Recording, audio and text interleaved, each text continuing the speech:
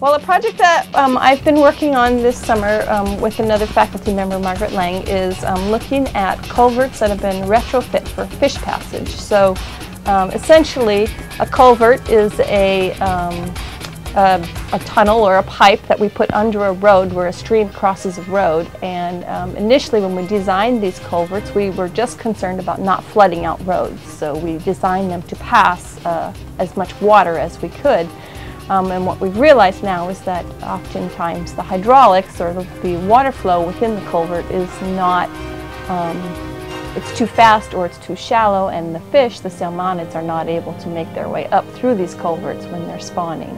And so what Margaret and I have been looking at is how you can retrofit, how can you modify these culverts to improve the velocity and the depth so that the fish can swim up through these pipes. And really the part of the design process that we've really focused on this summer in particular is building prototypes that have different baffle configurations in them.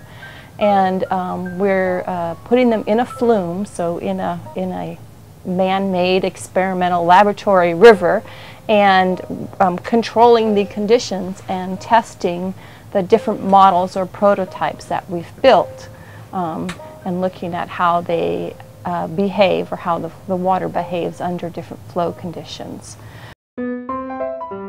This is a really neat project. Stream restoration is something that I've been interested in for a really long time. It's really fun to get to see all the different patterns and like riffles and stuff that the baffles make. They put a bunch of different models in there and at different slopes and different flow rates, so you can see, especially because it's clear, it's really cool. You can like get down and see the side and see what the different baffles that they put in, the different like spacing. They cause the water to bump and jump, and you can see some really cool stuff. And also, while if you notice something while we're taking the data, like something more qualitative, like, oh hey, wow, this thing formed really weird here, or like a little piece of something came floating by and got stuck. We'll write that down just so they know.